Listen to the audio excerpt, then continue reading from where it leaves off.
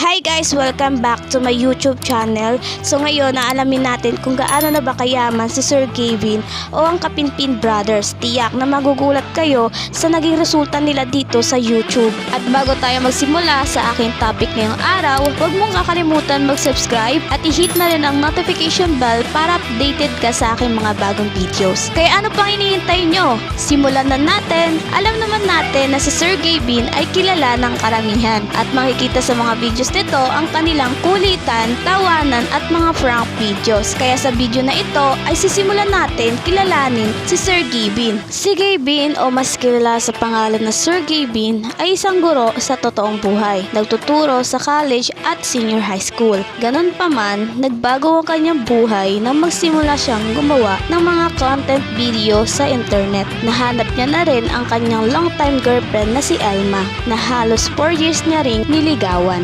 Samantala, si Kelsey Kapinpin o mas kilala sa pangalan ng Camp Kelsey, siya ang kababatang kapatid ng Kapinpin Brothers. Binagsagan na si Kelsey bilang youth heartthrob ng magkapatid dahil sa kanyang karisma at social media icon. Si Allen Kapinpin naman o mas kilala bilang Chief Allen, bagamat gumagawa na siya ng sarili niyang content, kasama pa rin niya ang kanyang mga kapatid at pamilya sa kanyang mga videos na ginagawa. Kadalasan siya ang pinagkakatiwalaan ni Sir Gavin sa pagpaprank at sa mga challenge videos. Lahat ng ito ay kanilang ginagawa para sa kanilang namayapang ama at mahal sa buhay. Dahil sa success ng kanilang mga content, nakabili ito ng napakaraming sasakyan at mga motorsiklo. Pero ito ang tanong ko ngayon, gaano ba sila kayaman? Base sa datos ng US YouTubers website, umaabot sa $496,000 hanggang $2.98 million ang kanyang network o katumbas nito is 27.9